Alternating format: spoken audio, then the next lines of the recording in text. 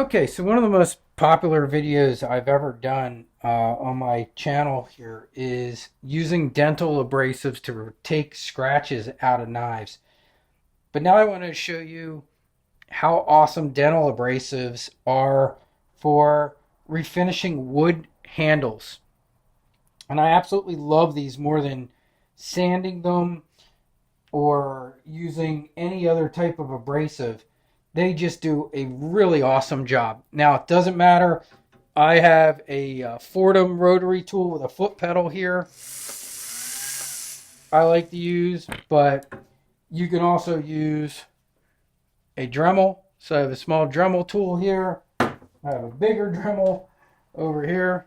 So I have a couple of these in the shop, but I'm going to just, quick kind of show you how awesome these are for refinishing wood handles. And then if you're interested in my process for refinishing wood handles, I have a video on that as well. But basically, so these are the dental abrasives. Now, these are very aggressive ones. This is a 30 and a 50 grit.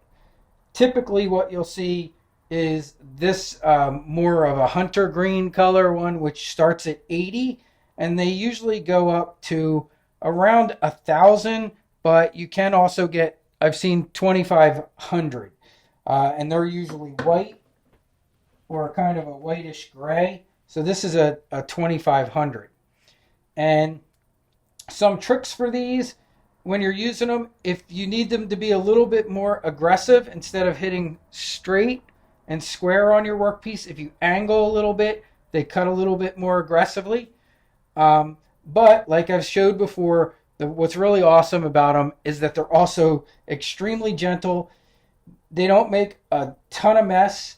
The most mess you'll see is doing handles. So when you're doing handles, you actually see how super fine these are in removing finishes.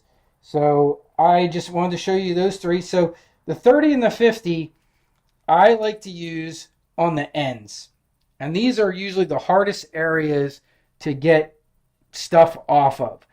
Sometimes an 80 will do it, but often it needs even a little bit more than that. But you can even work it with a 250, which is my favorite grit to work pretty much the whole wood area with, is the 250. But if I have to give it a little more aggressive, I will sometimes use a 30 or a 50 or the 80 on usually those areas or around the rivets and stuff like that. So I'm on my magnetic mount here, and let me just get started. And I will do a voiceover for the rest of this because it's going to be noisy. But I'm going to just kind of start working through my process, and I'll do a voiceover because I'm going to turn the downdraft table on. So I have a downdraft table back here, and I'm going to have a mask on. Okay, so here I'm just starting out with the dental abrasive, going with the grain of the wood. This is a 220 grit dental abrasive. Now, I buy kind of no-name brands, and I also buy the name brand dental abrasives that are Dedco. It's a Dedeco, and I will leave links to both in the description of this video. And I find them both to be very useful. So the knockoff brands are not name brand ones that we know, like the Dedco and 3M, are actually quite useful because I find them to be a little bit more aggressive, and they're very useful for removing stuff, especially stubborn things. Like I use them when I am doing scissor handle refurbishing a lot to get the paint off of the scissor handles. But they both of them have a good use. Now I find the name brand ones to be more gentle, but they're great to have too, because there are times that you don't want it to be super aggressive. If you watch there, I mean, it's just easily taking off that old finish, and you can just see it just going right off of there. And then I'm focusing on the rivet here to shine the brass rivets up.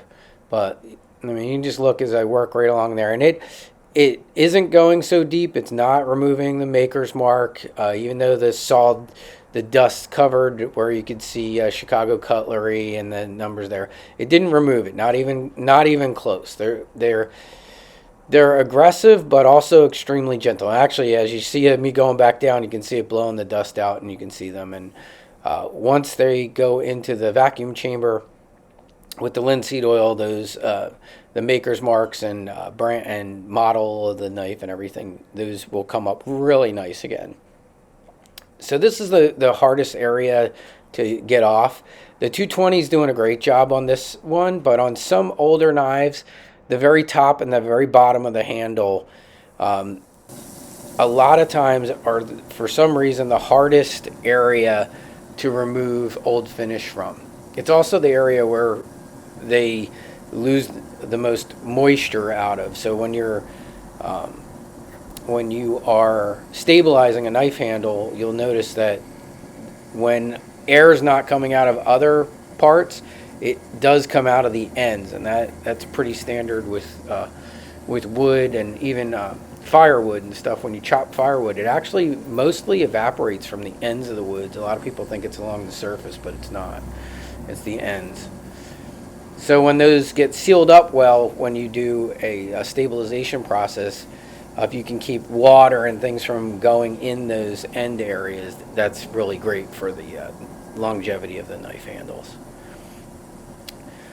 So I didn't need to go to the 36 grit or 40 grit on the ends on this one, but sometimes I do have to go to something a little bit more aggressive. So now I'm using a 6-ply just to do one final finish. And this is the more expensive name brand. This is a Dededco 6-ply radial disc, but it's still a 220.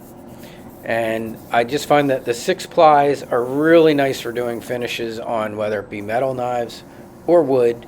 It does a great job of finishing off everything and getting it nice and even, where the smaller discs are great for kind of the removal part. When I do my finish work, that's what I use the larger discs for. Okay, I'm just checking to make sure all my fittings are tight. So this bottom one allows air into the chamber, and this top one is where it's drawing from the chamber. So I'm going to shut this bottom one completely off. I need the top opened, and that should start to suck the air out of the vacuum chamber. And there you go. So you see our meters going up, and if you look inside, you're going to see bubbles as it's pulling the air out of that handle. And if it looks like it's going to bubble over, I can stop it for a second and give it a chance to let some of that air out, because I don't want it to spill over into the container. But I do want that handle to get in as much of that linseed oil as possible. So I'm just going to let that, as you can see, it's still bubbling pretty good. And if you're concerned about it overflowing, you can let a little bit of the vacuum out and just keep working at it. So you see that's, I let a little vacuum out, let some of those bubbles down, let some of that, and you can just kind of keep doing as a balancing act until most of those bubbles are away. And I'm just going to keep an eye on that. And it can sit there even, it doesn't have to be fully at 30. I want to eventually get it there so that I am getting the maximum absorption of the handle. But if it takes a few minutes to get there, I'm totally fine with that. So in the effort of time and to not have this video be boring, I have sped up the degassing part of the handle refinishing with the linseed oil in 800%, so that we can just get through this much faster. And you'll just see there it will just keep degassing, and then it'll eventually comes to a complete stop. I didn't bother to show you the entire process because it is just a bottle with a bunch of bubbles in it that eventually go away.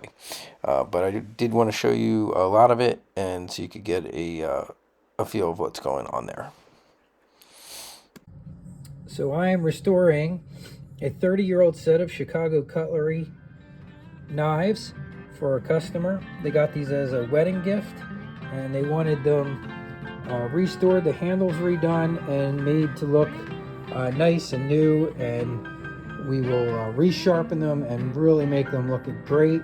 And let me show you what the difference looks like. This is really, I think, mind-blowing. So these two, we have already started the handle process. So they have been stripped of all old finish. They've been put into a vacuum chamber with linseed oil and allowed to absorb as much linseed oil as possible. Then they will be allowed to dry. I'll turn this over and show you both sides of this. Look at the character and beautiful color and everything that we've restored to this. And these are exactly the same knife, even from the same set. Two of the same. But look at the difference and look at how nice the rivets are, nice and polished again, and the wood just has nice character and color. And these will be ready to go and perform another 30 years of service. And I just, it's one of the things I do love doing. I love when people bring in knives and say, hey, this was a wedding gift, and we could go out and buy new knives, but we really don't want to. We like our knives, and we want to use them and keep them, and what can you do with them? And when people get them back and they see the handles and they see how amazingly sharp they are just blown away and really happy with the results. And I thought you just might like to see that side-to-side comparison of just the handles. And that we do all the cosmetic stuff first. So we do the handles, the refinishing, the very last thing we do is sharpen the knives. So we even polish them if they need scratches and stuff taken out. Now these are in very good shape. You can see they look real nice. So we will go from doing the handles to just sharpening and a little bit of polishing, and these will be ready to go back. So thank you for taking the time to check out this video. Once again, this is Paul Seymour from Alexandria Knife Sharpening in Alexandria, Virginia. I will leave links in the description of the video to many of the products that you saw here. If you have any questions, please feel free to leave a comment. I try and answer as many of them as I possibly can. And if you haven't done so, I also encourage you to check out the link to the Guild of Professional Sharpeners. We offer a free trial membership there. I am one of the hosts of the Tormek users group, which will be going live very soon there, where I will be offering lots of training related to using the Tormek T8 in your sharpening business.